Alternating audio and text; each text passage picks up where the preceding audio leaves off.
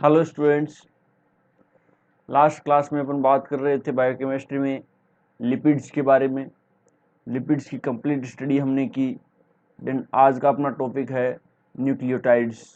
Nucleotides क्या होते हैं? पॉलीमर ऑफ न्यूक्लिक एसिड्स को अपन क्या बोलते हैं? न्यूक्लियोटाइड्स।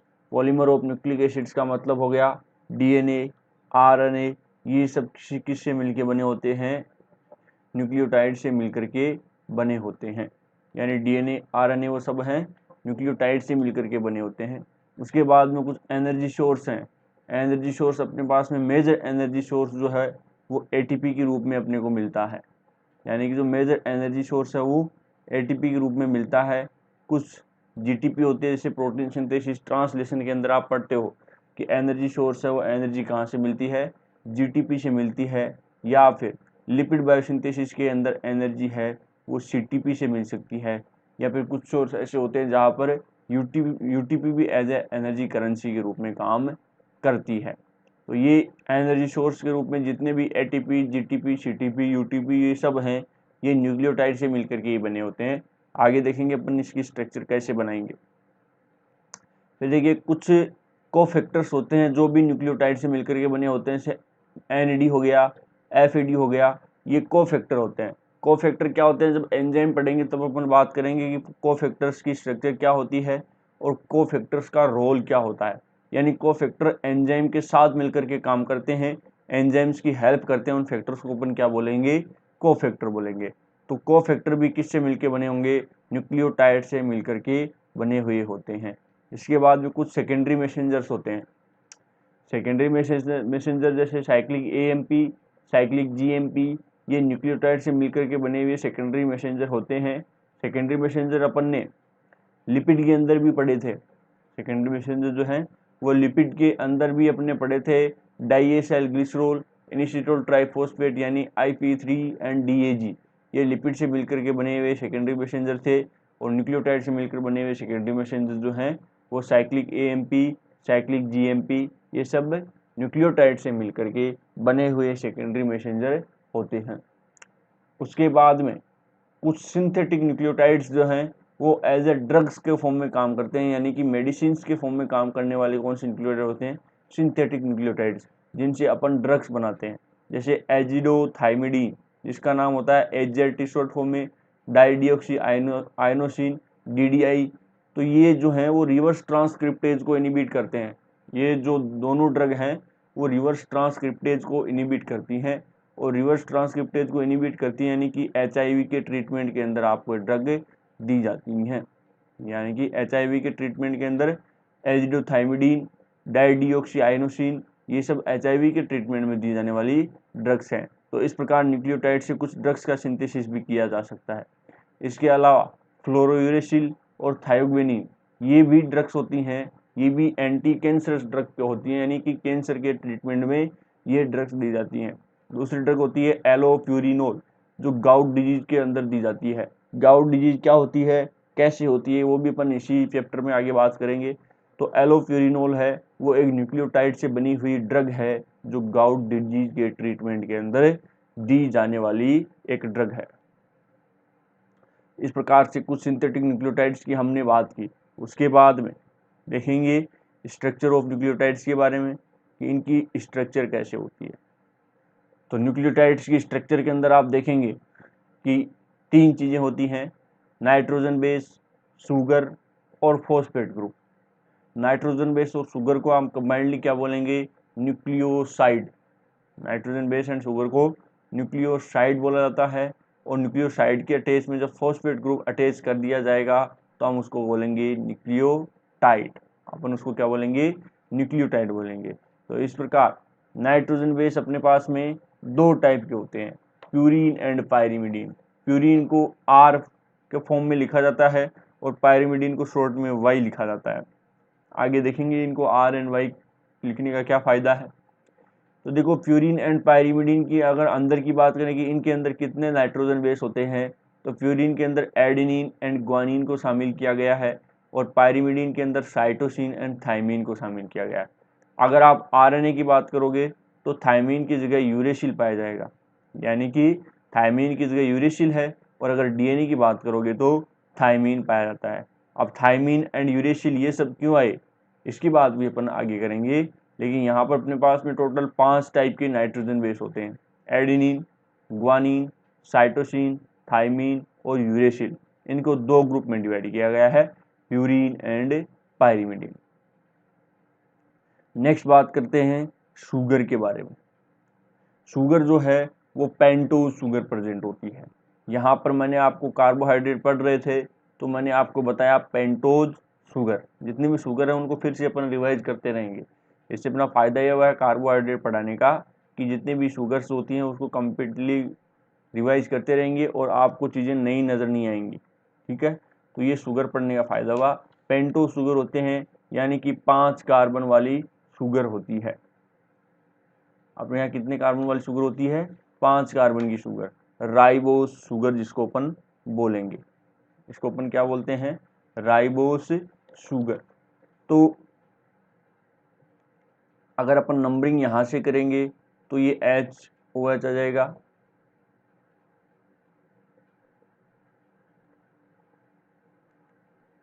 अच्छा। तो अगर अपन नंबरिंग इधर से करेंगे तो यहाँ पर ओनली OH ही आ जाएगा, ये CH2OH है वो इधर आ जाएगा। तो ये बात किसके बारे में है, राइबोस शुगर के बारे में। अब अगर यहाँ पर 2 नंबर कार्बन पर ऑक्सीजन हटा दिया जाएगा, अगर यहाँ पर 2 नंबर कार्बन से ऑक्सीजन हटा दिया जाएगा तो इसको अपन बोलेंगे D oxy ribose sugar. 2 number carbon से अगर ऑक्सीजन को अपन हटा रहे हैं तो अपन उसको क्या बोलेंगे, D oxy ribose sugar. D oxy ribose sugar यानी कि ये DNA के अंदर प्रेजेंट होती है और RNA के अंदर प्रेजेंट होने वाली शुगर को अपन लोग क्या बोलते हैं, राइबोस शुगर। तो इस प्रकार से इस शुगर के 2 फॉर्म होती हैं, डिफरेंट सिर्फ और सिर्फ ऑक्सीजन के अंदर ही होता है, यानी कि डिफरेंट सिर्फ और सिर्फ यहीं प्रेजेंट होता है। अब देखिए जब अपन कार्बोहाइड्रेट पढ़ रहे थे मैंने आपको बताया कि ऑक्सीजन को यहाँ से क्यों हटाया गया, ऑक्सीजन को यहाँ से क्यों हटाया गया। आगे फिर से पढ़ेंगे कि ऑक्सीजन जो है वो न्यूक्लियोफिलिक अटैक करता था बनी हुई स्ट्रक्चर पे, क्योंकि ये किसी भी बॉन्ड के अंदर पार्टिसिपेट नहीं करता, कोई भी बॉन्ड नहीं बनाता, और अगर कोई भी बॉन्ड नहीं बना रहा था तो क्या कर रहा था, न्यूक्लियोफिलिक अटैक कर रहा था, जिसकी वजह से RNA की स्ट्रक्चर को अनस्टेबल करता है। इसकी वजह से क्या करेगा, RNA की स्ट्रक्चर को अनस्टेबल, तो स्ट्रक्चर को स्टेबल करने के लिए यहाँ से ऑक्सीजन ग्रुप को हटाया गया, इस शुगर का नाम ले दिया डीऑक्सीराइबोस शुगर, और फिर इससे बनने वाले कंपाउंड का अपने नाम क्या दे दिया, RNA की बजाय DNA नाम दे दिया गया। तो इस प्रकार से शुगर होती हैं, दोनों ही न्यूक्लिक एसिड्स के अंदर स्लाइटली डिफरेंस होता है, बाकी शुगर सेम ही होती हैं। उसके बाद में थर्ड की बात है वो फॉस्फेट ग्रुप। फॉस्फेट है वो अपना इस प्रकार से लिख सकते हैं, यानी highly negative charge, highly negative charge यानी कि एसिडिक प्रॉपर्टीज के पास में होती है। अब देखिए अपन डिटेल में बात करते हैं किन की, नाइट्रोजन बेसिस की। अब अपन डिटेल में किसकी बात करेंगे, नाइट्रोजन बेस की।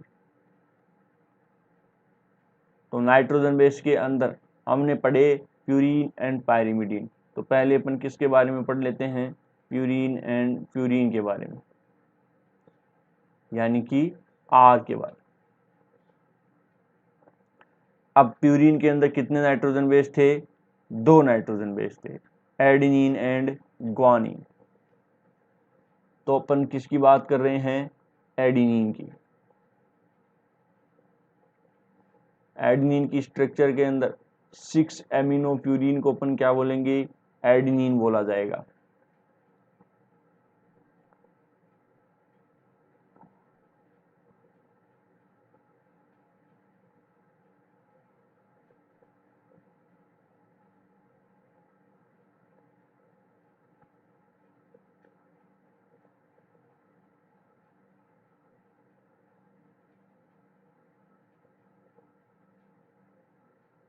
ये एक प्यूरीन रिंग होती है और इस प्यूरीन रिंग के ऊपर एमिनो ग्रुप जोड़ दिया जाएगा तो ये क्या बन जाता है, एडेनिन, और इसका नाम क्या हो जाएगा, 6 एमिनो प्यूरिन। IUPAC नामकरण की जब आप बात करोगे तो इसका नाम क्या हो जाएगा, 6 एमिनो प्यूरिन, और वैसे आप नाम दोगे तो इसका नाम हो जाएगा एडेनिन, क्योंकि इसके अंदर नंबरिंग जो है वो यहाँ से की जाती है एंटी क्लॉकवाइज।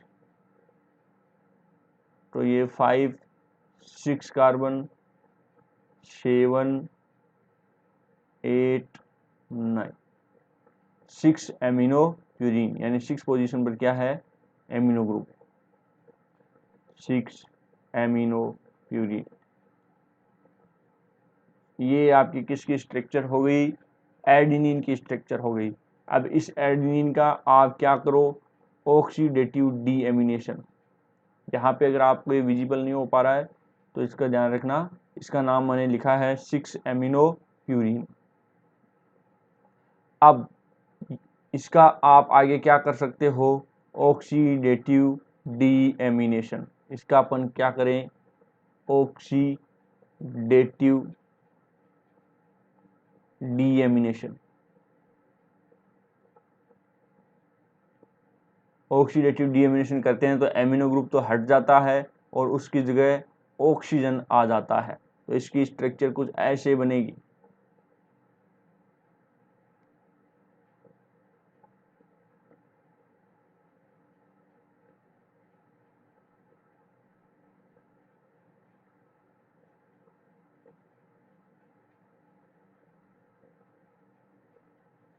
ये एक इंटरमीडिएट कंपाउंड बन गया जिसके अंदर क्या हुआ है, ऑक्सीडेटिव डीएमिनेशन हुआ है। इसके अंदर यहाँ डबल बॉन्ड भी शो कर लो।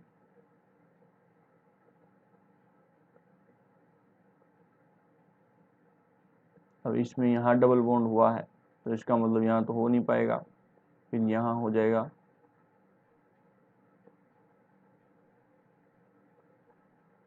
यो फिर से वही नंबरिंग है, तो 6 ऑक्सी प्यूरिन, उसकी जगह क्या हो गया, 6 ऑक्सी प्यूरिन, या उसको अपन बोलते हैं हाइपोजेंथिन। इसको अपन क्या बोलेंगे, हाइपोजेंथिन बोलेंगे। जब एडेनिन का ऑक्सीडेटिव डीएमिनेशन होता है तो उसको अपन बोलेंगे हाइपोजेंथिन। अब हाइपोजेंथिन का एमिनेशन कर दिया जाएगा, यानी कि हाइपोजेंथिन के ऊपर एक एमिनो ग्रुप और ऐड कर दो, तो फिर क्या होगा,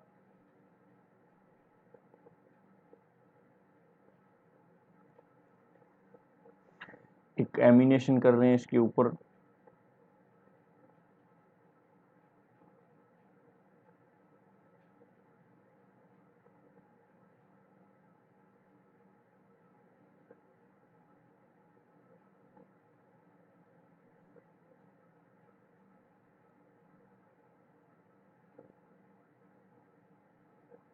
ये यहाँ पर हमने क्या कर दिया, एमिनेशन, एक एक्स्ट्रा एमिनो ग्रुप हमने यहाँ पर ऐड कर दिया। अब ये एक एक्स्ट्रा एमिनो ग्रुप ऐड करने से यहाँ इसका नाम क्या हो जाएगा, ग्वानिन। ये क्या बन गया, ग्वानिन बन गया। तो ये हमारे पास क्या बना है, एक ग्वानिन। एडेनिन एंड ग्वानिन की अपने पास में कंप्लीट स्ट्रक्चर बनी है। अब देखिए इस ग्वानिन का फिर से अगर ऑक्सीडेटिव डीएमिनेशन करते हैं, इस ग्वानिन का अगर फिर से ऑक्सीडेटिव डीएमिनेशन करते हैं तो फिर क्या होगा, ये अपने पास में क्या था, ग्वानिन था, ये एक ग्वानिन की स्ट्रक्चर है।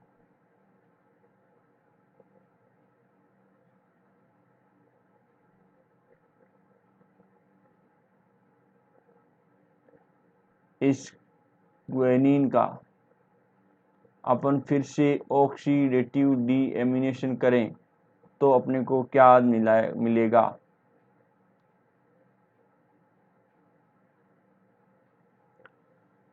Oxidative deamination.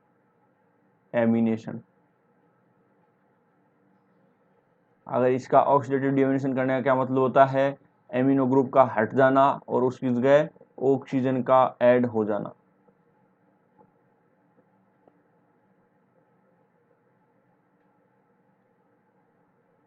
तो ये कुछ ऐसी स्ट्रक्चर थी किसकी, ग्वानिन की।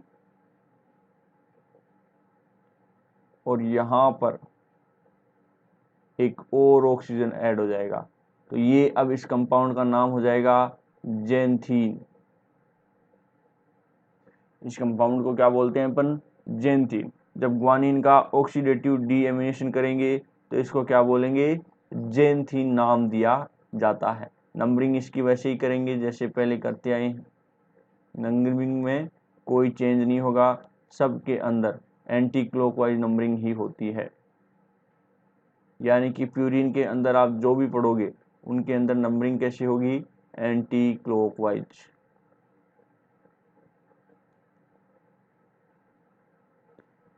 एंड जेंथीन का फर्दर ऑक्सीडेशन आप करते हो, जेंथीन का फिर से एक बार आप ऑक्सीडेशन करते हो तो फिर आपको क्या मिलेगा? इसका एक बार फिर से ऑक्सीडेशन किया जाए तो एक बार फिर ऑक्सीडेशन को किस साइड पे हो सकता है? अब एक ही कार्बन बचा है जहां पर ऑक्सीडेशन हो सकता है।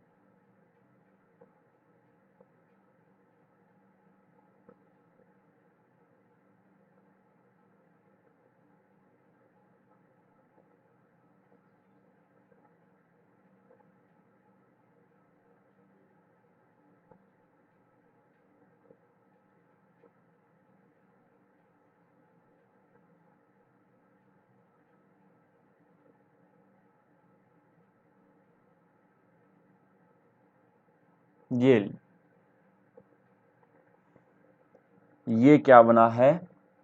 कंपाउंड का नाम होता है यूरिक एसिड। ये क्या बन गया? Uric acid. तो इस प्रकार से क्या बनता है? यूरिक एसिड क्या होता है कि टेरेस्ट्रियल एनिमल्स में, जितने भी टेरेस्ट्रियल एनिमल्स है जहाँ पर पानी की एकदम से कमी है, उसका एक्सक्रीटरी प्रोडक्ट क्या है? Uric acid. इसका मतलब आप नाइट्रोजन बेस को कंप्लीटली डाइजेस्ट करते हो तो वो किस फॉर्म में निकल जाते हैं आपकी बॉडी से? एक्सक्रीटरी प्रोडक्ट के फॉर्म में आपकी बॉडी से बाहर भी निकल सकते हैं।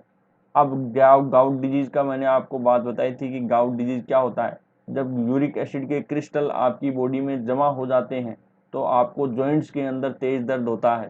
तेज दर्द क्यों होता है? क्योंकि यूरिक एसिड के क्रिस्टल है वो आपकी बॉडी में जमा हो गए।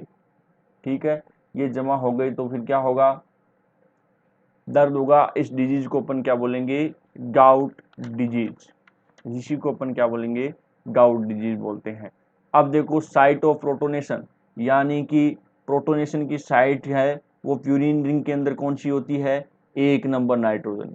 यहाँ से सबसे पहले प्रोटोन निकलेगा, यानी बॉन्ड के अंदर पार्टिसिपेशन ये सबसे पहले करेगा। इसके अलावा आगे हम बात करेंगे कि नाइट्रोजन बेस और शुगर आपस में जुड़ेंगे तो नाइट्रोजन बेस का जो 9 नंबर नाइट्रोजन है, ये 9 नंबर नाइट्रोजन है, ये शुगर के साथ बाइंडिंग में पार्टिसिपेशन करेगा। यानी कि शुगर के साथ में कौन सा बॉन्ड पार्टिसिपेट करता है? 9 नंबर नाइट्रोजन। तो ये बातें थी उसके बारे में, किसके बारे में? प्यूरिन के बारे में। यानी कि कितने कितने मॉलिक्यूल्स इससे बन सकते हैं। जब आप इसका ऑक्सीडेटिव डीएमिनेशन करते हो तो क्या बनता है, और लास्ट में जब ऑक्सीडेशन करते हो तो क्या बनता है? यूरिक एसिड इसके अंदर लास्ट में बनता है। और यूरिक एसिड बनता है तो इसका मतलब क्या हो गया कि ये एक्सक्रीटरी प्रोडक्ट के रूप में बॉडी से बाहर भी निकल सकता है। किन के अंदर? टेरेस्ट्रियल एनवायरनमेंट में पाए जाने वाले एनिमल्स के अंदर। अब सेकंड टाइप हमारा था पायरिमिडीन। सेकंड टाइप कौन सा था? पायरिमिडीन। पायरिमिडीन को शॉर्ट फॉर्म में क्या लिखते हैं? वाई। अब पायरिमिडीन के अंदर कितने टाइप के नाइट्रोजन बेस थे? 3 टाइप के नाइट्रोजन बेस। तो पायरिमिडीन रिंग कौन सी होती है? इस प्रकार से पायरिमिडीन रिंग को अपन लिखते हैं।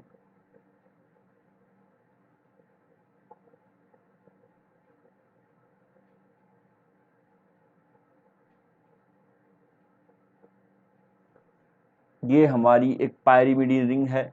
इसके ऊपर यहाँ डबल बॉन्ड O आता है और यहाँ पर ये U लिखा जा सकता है और इसको एसिड नोट कर सकते हैं। ये हमारी क्या है? Pyrimidine ring. अभी कोई नाइट्रोजन बेस नहीं बना है, इसको अपन क्या बोलेंगे? पायरिमिडीन रिंग बोलेंगे। इस पायरिमिडीन रिंग के ऊपर एलिमिनेशन करोगे, तो ये यहाँ पर नाइट्रोजन होता है सबसे नीचे। इस पायरिमिडीन रिंग के ऊपर एमिनो ग्रुप ऐड कर देंगे, और एमिनो ग्रुप ऐड कर देंगे तो क्या होगा, देखिए इसकी नंबरिंग है वो क्लॉकवाइज ही की जाती है। जहाँ प्यूरिन की नंबरिंग है एंटी क्लॉकवाइज की जा रही थी, इसकी नंबरिंग जो है वो क्लॉकवाइज की जाएगी। 1 2 3 4 5 6 कार्बन की एक रिंग है, और इसकी नंबरिंग है वो क्लॉकवाइज की जाती है, एंटी क्लॉकवाइज रिंग नंबरिंग नहीं की जाती। अब इसके 4 नंबर कार्बन पर आप एक एमिनो ग्रुप ऐड करते हो, 4 नंबर कार्बन पे आप क्या ऐड कर रहे हो, एक एमिनो ग्रुप।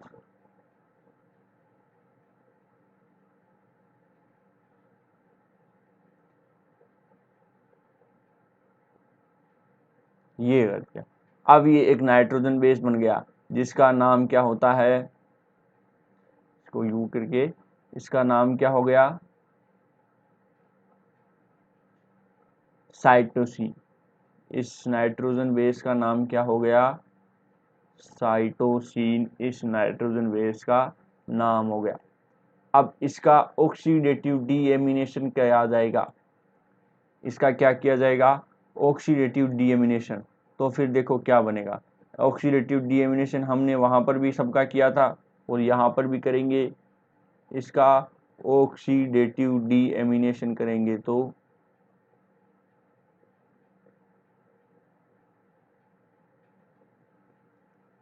ये डबल बॉन्ड बन जाएगा।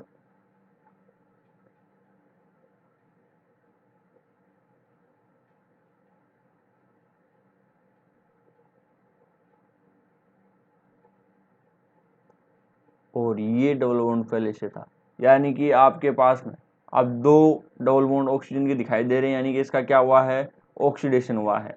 और इसको क्या बोलेंगे, यूरेसिल बोलेंगे।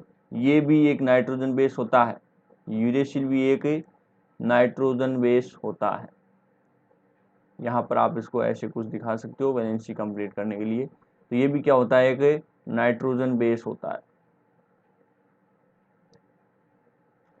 जिसका नाम है यूरेसिल।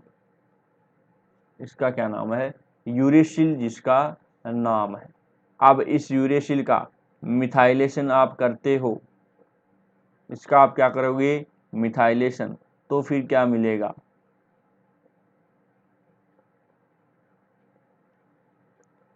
इसका आप मिथाइलेशन करते हो, वो भी 5 नंबर कार्बन का।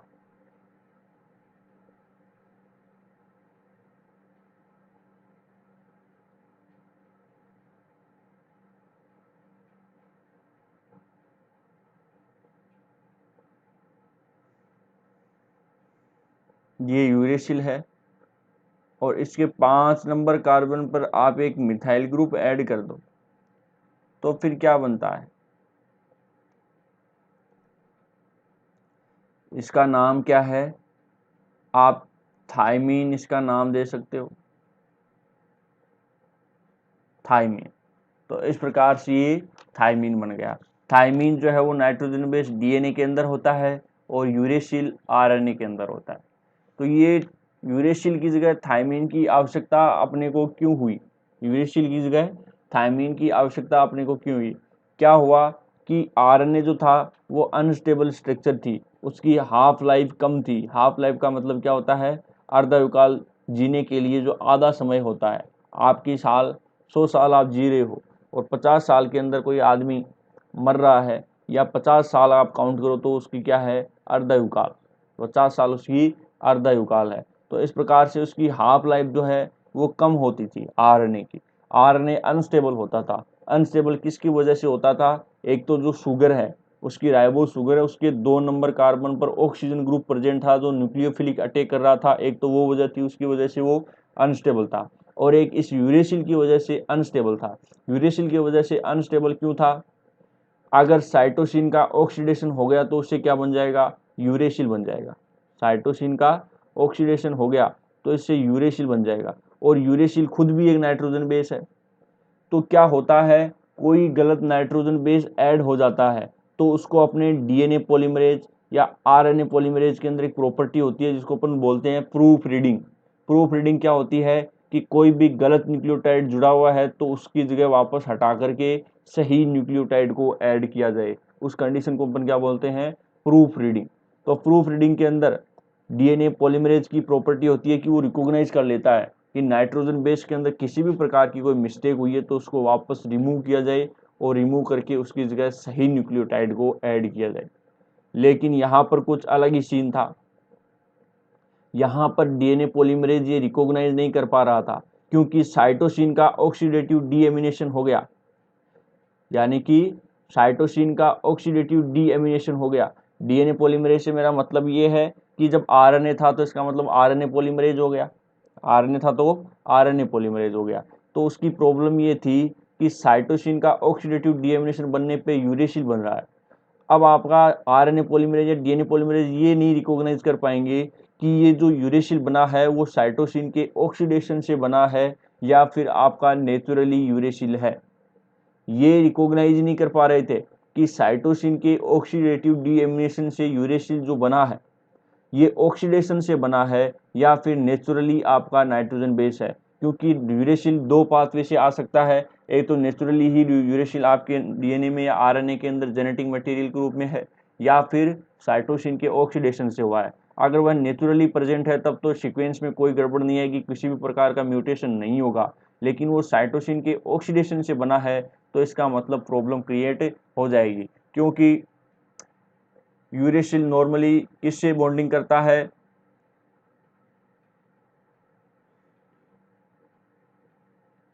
जैसे टी डबल बॉन्ड साइटोसिन से करता है, तो इसका मतलब यूरेसिल किससे बॉन्डिंग करेगा, साइटोसिन। अब यहां पर सॉरी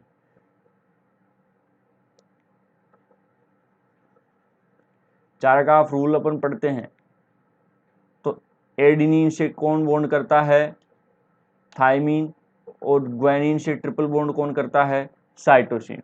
तो थायमीन की जगह यहाँ पर क्या आरएनए की बात करोगे तो क्या आ जाएगा, यूरेसिल आ जाएगा। तो अब नॉर्मली साइटोसिन था वो किसके साथ में बॉन्डिंग करेगा, ग्वानिन के साथ में। लेकिन इस साइटोसिन का मान लो ऑक्सीडेटिव डीएमिनेशन होके क्या बन रहा है, यूरेसिल बन रहा है। साइटोसिन का ऑक्सीडेटिव डीएमिनेशन होकर के यूरेसिल बन रहा है, तो इसका मतलब अब ये बॉन्डिंग किसके साथ में करना स्टार्ट कर देगा, एडेनिन के साथ में। यानी कि अब ये बॉन्डिंग ग्वानिन के साथ में नहीं करके एडेनिन के साथ में बॉन्डिंग स्टार्ट करना शुरू कर देगा। इसका मतलब कंप्लीट सीक्वेंस के अंदर ही चेंज आ गया, जिसके अंदर इसको क्या बोलते थे, म्यूटेशन। और इस म्यूटेशन की वजह से जीन जो है वो नॉन फंक्शनल हो जाता है, फंक्शनल फॉर्म में काम नहीं कर सकता, यानी कि जीन काम ही नहीं कर सकता, नॉन फंक्शनल हो जाएगा। तो जिसकी वजह से म्यूटेशन एक बड़ी प्रॉब्लम थी जो आरएनए को अनस्टेबल बना रही थी। तो इसका क्या समाधान हुआ कि अपने यूरेसिल और ऑक्सीडेटिव डीएमिनेशन होकर के आए हुए यूरेसिल को पहचानने के लिए आप क्या कर दो, अपने यूरेसिल के ऊपर थायमीन ऐड कर दो, जिससे मिसमैच मशीनरी को, यानी कि रिपेयर मशीनरी आराम से रिकॉग्नाइज कर सकती है कि अपना यूरेसिल, इसका मतलब उसके ऊपर मिथाइल ग्रुप ऐड है। और अगर ऑक्सीडेटिव डीएमिनेशन होके आया हुआ यूरेसिल है तो इसका मतलब उसके ऊपर मिथाइल ग्रुप ऐड नहीं है। तो अब आराम से रिकॉग्नाइज किया जा सकता है अपने यूरेसिल को और ऑक्सीडेटिव डीएमिनेशन से बने यूरेसिल को, जिसकी वजह से अगर ऑक्सीडेटिव डीएमिनेशन से यूरेसिल बना हुआ है तो इसको मिसमैच रिपेयर मशीनरी हटा देगी, और अगर उसके ऊपर मिथाइल ग्रुप ऐड है तो इसका मतलब ये नेचुरली अपना ही यूरेसिल प्रेजेंट है। तो इसका मतलब मिथाइल ग्रुप ऐड करने पर उसको यूरेसिल नाम नहीं देके क्या दे दिया गया, थायमीन। और दूसरा चेंज हमने क्या किया, ऑक्सीजन की हटा दिया, सेकंड नंबर कार्बन से ऑक्सीजन हटा दिया। इन दो मॉडिफिकेशन करने के फलस्वरूप अपन ने डीएनए को क्या बोलना शुरू कर दिया, आरएनए बोलना शुरू कर दिया। इसके अलावा डीएनए और आरएनए के अंदर किसी भी प्रकार की कोई चेंज नहीं होता, किसी भी प्रकार का कोई डिफरेंस आपको देखने को नहीं मिलता, सिर्फ इन दो जगहों पर डिफरेंस देखने को मिलता है। एक तो शुगर के सेकंड नंबर कार्बन पर जहाँ पर OH था, अब वहाँ पर ओनली प्रेजेंट क्या होता है, हाइड्रोजन प्रेजेंट होता है। इसके अलावा दूसरा प्रेजेंट है एक मिथाइल ग्रुप का, यूरेसिल के ऊपर अपन ने क्या ऐड किया है, मिथाइल ग्रुप, ताकि पहचाना जा सके कि ऑक्सीडेटिव डीएमिनेशन से बना हुआ यूरेसिल है या उससे। तो अब क्या है, दोनों ही चीज़ें नहीं हो पा रही हैं, ना ही तो न्यूक्लियोफिलिक अटैक हो पा रहा है और यूरेसिल और थायमिन को भी आसानी से रिकॉग्नाइज किया जा रहा है। तो अगर यूरेसिल बन रहा है यानी साइटोसिन का ऑक्सीडेशन होकर के यूरेसिल बन रहा है तो उसको आसानी से हटाया जा रहा है, और नॉर्मली यूरेसिल प्रेजेंट है तो इसका मतलब वो थायमिन के फॉर्म में प्रेजेंट है, तो उसको सीक्वेंस के अंदर पार्टिसिपेशन करने दिया जा रहा है। तो इस प्रकार से अनस्टेबल से एक स्ट्रक्चर कैसी बन गई, स्टेबल स्ट्रक्चर बन गई, और इस प्रकार हमारा जेनेटिक मटेरियल क्या बोलने लग गए, हम डीएनए को जेनेटिक मटेरियल बोलने लग गए। इस प्रकार आप डीएनए जेनेटिक मटेरियल है वो लार्ज एनिमल्स के अंदर होता है, डेवलप्ड एनिमल्स के अंदर होता है, लेकिन जब आप वायरस की बात करोगे और कुछ बैक्टीरिया की बात करोगे तो उसके अंदर as a genetic material RNA होता है, और as a genetic material RNA होने की वजह से उनकी लाइफ जो है वो बहुत शॉर्ट होती है। जिन एनिमल्स की या जिन माइक्रोब्स की, एनिमल्स तो क्या बोल दो, माइक्रोब्स बोलो, माइक्रोब्स के अंदर as a genetic material RNA है, उनकी हाफ लाइफ जो है वो बहुत छोटी होती है। और सबसे पहले वायरस आए कि ह्यूमंस आए, सबसे पहले वायरस आए और वायरस से अपन बने, यानी कि अपने पुराना जेनेटिक मटेरियल क्या है, आरएनए है। तो इसका मतलब पहले क्या आया, आरएनए आया, और आरएनए के बाद में क्या आया, डीएनए आया। तो इस प्रकार से ये बातें किसके बारे में थी, नाइट्रोजन बेस के बारे में बातें थी। अब नाइट्रोजन बेस को अपन ने डिटेल में पढ़ा, शुगर एक ही शुगर होती है, उसको कोई डिटेल में या बिना डिटेल की बात नहीं है। तो अब अपन बात किसके बारे में करेंगे, पायरिमिडीन्स जो होती है वो वीक बेस होती हैं। और अब अपन बात किसके बारे में कर लेते हैं, न्यूक्लियोसाइड के बारे में, यानी कि नाइट्रोजन बेस और शुगर को आपस में कैसे ऐड करना है। तो ये मान लो मैं एक नाइट्रोजन बेस बनाता हूँ, एडिनिन बना देता हूँ,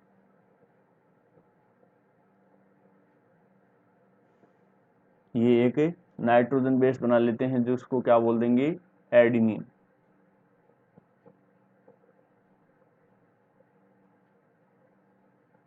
ये एडिनिन बन गया।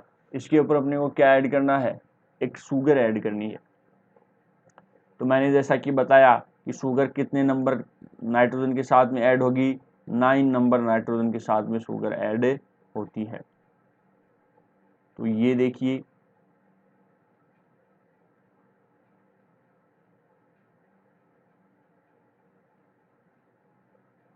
यानी कि यहाँ बीच में ऑक्सीजन प्रेजेंट होता है।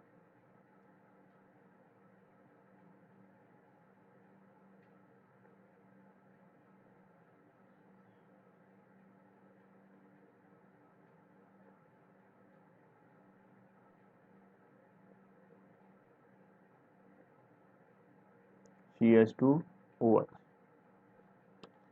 ये क्या है, शुगर है, और शुगर किसके साथ में बाइंड हो गई है, नाइट्रोजन बेस के साथ में बाइंड हो चुकी है। अब यहाँ पर अगर OH है तो ये राइबोज शुगर हो गया। तो नाइट्रोजन बेस और शुगर के बीच में जो बॉन्ड बना है इसको अपन क्या बोलेंगे, ग्लाइकोसाइडिक बॉन्ड।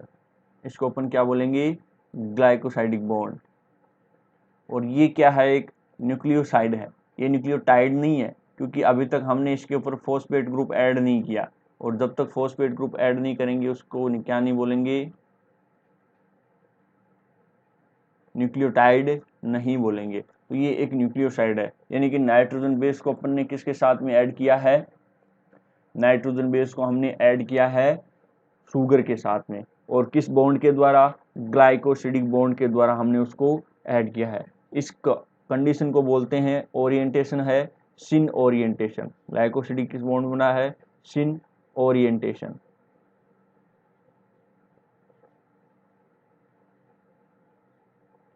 सिन ओरिएंटेशन का क्या मतलब हो गया, ये अगर इस फॉर्म में प्रेजेंट होता, यानी कि शुगर है वो इधर प्रेजेंट होती, तो इसको बोलते एंटी, और ये दोनों एक ही साइड में प्रेजेंट है तो इसका मतलब किसको बोल रहे हैं, सिन ओरिएंटेशन बोल रहे हैं। और इसका नाम क्या देंगे, इसका नाम क्या देंगे बॉन्ड का, जैसे कि कार्बोहाइड्रेट्स के अंदर हमने बॉन्ड के नाम दिए थे, तो इसका नाम क्या देंगे, ये OH ग्रुप ऊपर है तो इसका मतलब बीटा, और कितने नंबर कार्बन है 1, और कितने नंबर नाइट्रोजन के साथ में N9, तो इसका मतलब इसका नाम क्या देंगे, बीटा 1 N9 ग्लाइकोसिडिक बॉन्ड। इसका नाम आपने क्या दे दिया, बीटा 1 N9 ग्लाइकोसिडिक बॉन्ड। तो ये अपना ग्लाइकोसिडिक बॉन्ड है। तो इस प्रकार से क्या बना अपना एक न्यूक्लियोसाइड बना। इसी प्रकार से शुगर के साथ में आप क्या ऐड कर दो, शुगर के साथ में आप ग्वानिन ऐड कर सकते हो, शुगर के साथ में आप साइटोसिन ऐड कर सकते हो, शुगर के साथ में आप यूरेसिल ऐड कर सकते हो, शुगर के साथ में आप थाइमिन ऐड कर सकते हो, यानी सारे के सारे नाइट्रोजन बेस है उनको ऐड कर सकते हो। जब आप पायरिमिडीन की स्ट्रक्चर की बात करोगे तो पायरिमिडीन वो कहाँ मिलेगी आपको, जैसे ऐसे हमने पायरिमिडीन बनाया, क्योंकि उसके अंदर 9 नंबर नाइट्रोजन था ही नहीं, तो पायरिमिडीन के अंदर जब आप बॉन्डिंग बनाओगे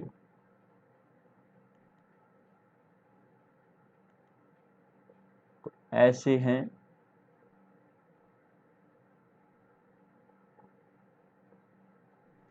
तो इस नाइट्रोजन के साथ में बॉन्डिंग बनेगी, यानी 1 नंबर नाइट्रोजन है वो शुगर के साथ में बॉन्ड बनाएगा। 1 नंबर नाइट्रोजन क्या करेगा, शुगर के साथ बॉन्ड बनाएगा और इसके अंदर क्या बोलेंगे, ग्लाइकोसिडिक बॉन्ड। जैसे कि इसने बॉन्ड बनाया है, सेम टू सेम ऐसे ही बॉन्ड कौन बनाएगा, पायरिमिडीन की स्ट्रक्चर नाइट्रोजन 1 ही बॉन्ड बनाएगा। तो इस प्रकार syn and anti biological system के अंदर एंटी ओरिएंटेशन के अंदर ही बॉन्ड बनता है ज़्यादातर। एक जेड फॉर्म ऑफ डीएनए है, यानी भी पढ़ेंगे कि कितने टाइप के डीएनए होते हैं, A form of DNA, B form of DNA, Z form of DNA. तो जेड फॉर्म ऑफ डीएनए के अंदर जो पायरिमिडीन है वो एक जगह पर सिन ओरिएंटेशन के अंदर बॉन्ड बनाएगी, बाकी सब जगह आपको बॉन्ड कैसा दिखाई देगा, एंटी ओरिएंटेशन। एंटी ओरिएंटेशन में आपको एक बार बना के दिखा देता हूँ। एक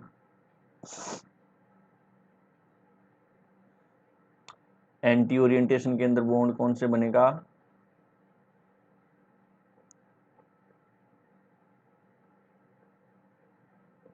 एक दूसरा एग्जांपल ले लेते हैं।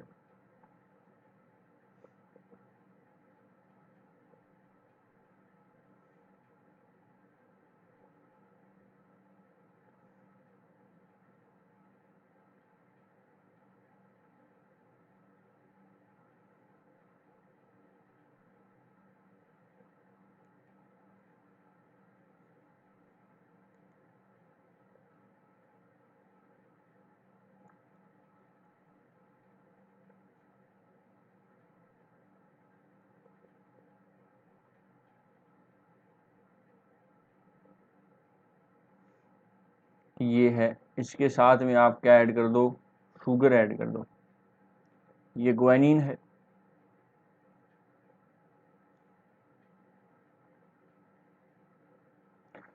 इस प्रकार इनकी जो डायरेक्शन है वो एक दूसरे से अपोजिट हो गई। इस प्रकार जो इनकी डायरेक्शन है वो एक दूसरे से क्या हो गई, अपोजिट डायरेक्शन हो गई। बॉन्डिंग वो की वही है, सारा सिस्टम जो है वो का वही है, लेकिन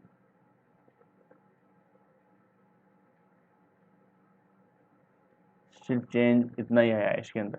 तो ये कौन सी ओरिएंटेशन है, एंटी ओरिएंटेशन।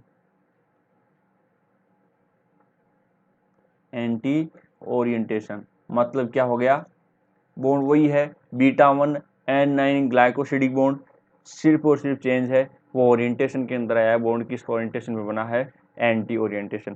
तो ये डिफरेंस होता है, यानी कि अब हमने किसके साथ में शुगर को ऐड किया है, ग्वेनिन के साथ में, हमने ग्वेनिन के साथ में शुगर को ऐड किया है। तो अब इन न्यूक्लियोसाइड्स का नाम आप क्या दोगे, जैसे कि मान लो एडिनिन के साथ में राइबोस शुगर जुड़ी हुई है, एडिनिन प्लस राइबोस शुगर जुड़ा है, तो आप इसको क्या दोगे, एडिनोसिन, यानी इसको क्या, न्यूक्लियोसाइड को नाम क्या दोगे, एडिनोसिन। इसी प्रकार से अगर ग्वेनिन के साथ में शुगर जुड़ी हुई है, ग्वानिन के साथ में शुगर जुड़ी हुई है, तो इसको आप क्या दोगे, ग्वाइनोसिन। इसको आप नाम क्या दोगे, ग्वेनोसिन, क्योंकि इसके अंदर आगे सीन लग जाएगा। इसी प्रकार जेनथिन के आगे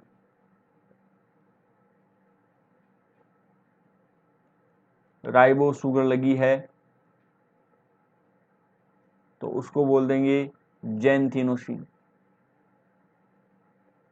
इसको अपन क्या बोल दिया जाएगा, जेनथिनोसिन। एंड इसके अलावा हाइपोजेंथीन, हाइपोजेंथीन, हाइपोजेंथीन के साथ राइबो शुगर है ऐड हो गई है, तो इसको अपन क्या बोल देंगे, आइनोसिन, इसको बोल देंगे आइनोसिन। तो इस प्रकार से ये प्यूरिन की स्ट्रक्चर थी। प्यूरिन के साथ में आप क्या जोड़ोगे, शुगर जोड़ोगे, तो उनके कुछ नाम थे।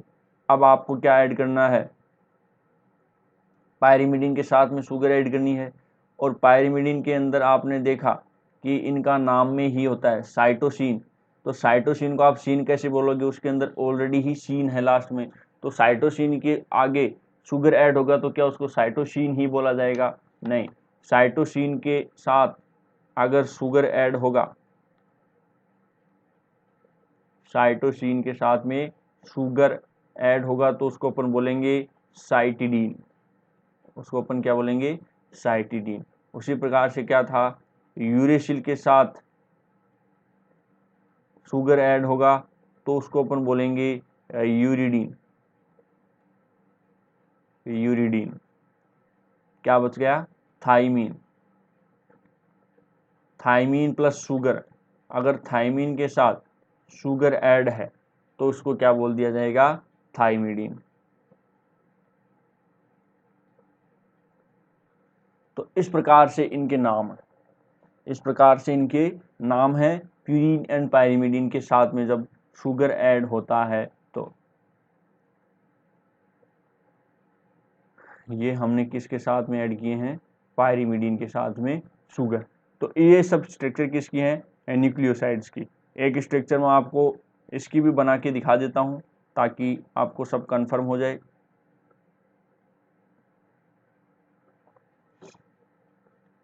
एक नाइट्रोजन बेस उठा लेते हैं अपन, साइटोसिन ले लेते हैं, यहाँ पर एक नाइट्रोजन है, यहाँ पर एक नाइट्रोजन है।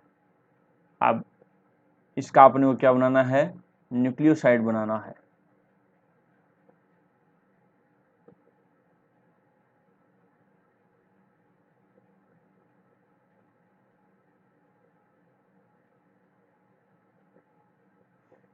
तो इस प्रकार से ये एंटी ओरिएंटेशन के अंदर मैंने बनाया है।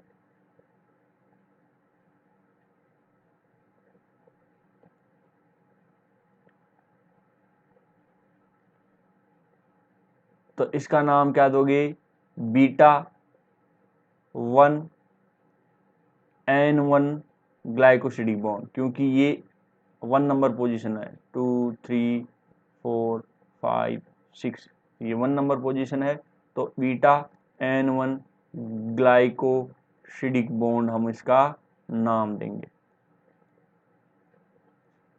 और ये इस साइड में बना, यानी कि एंटी ओरिएंटेशन के अंदर ये आपका बॉन्ड बना है। तो ये सब बातें किसके बारे में थी, न्यूक्लियोसाइड के बारे में।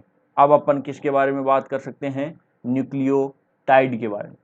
अगर इसके ऊपर अपन एक फॉस्फेट ग्रुप और ऐड कर दें, न्यूक्लियोसाइड के ऊपर एक फॉस्फेट ग्रुप और ऐड कर दें, तो अपन इसको क्या बोल सकते हैं, न्यूक्लियोटाइड। अब ये क्या बन जाएगा, न्यूक्लियोटाइड। अब देखिए इसके अंदर कोवैलेंट बॉन्ड होते हैं। कोवैलेंट बॉन्ड 3 टाइप के होते हैं। आप प्रोटीन के अंदर कोवैलेंट बॉन्ड पढ़ोगे, एक ही टाइप का कोवैलेंट बॉन्ड पढ़ोगे, कौन सा, पेप्टाइड बॉन्ड।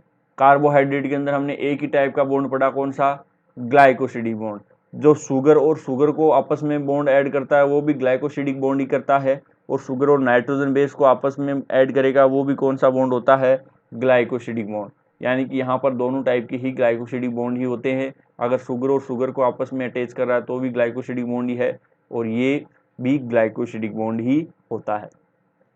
तो ये बातें सबके बारे में कैसी थी, न्यूक्लियोसाइड के बारे में।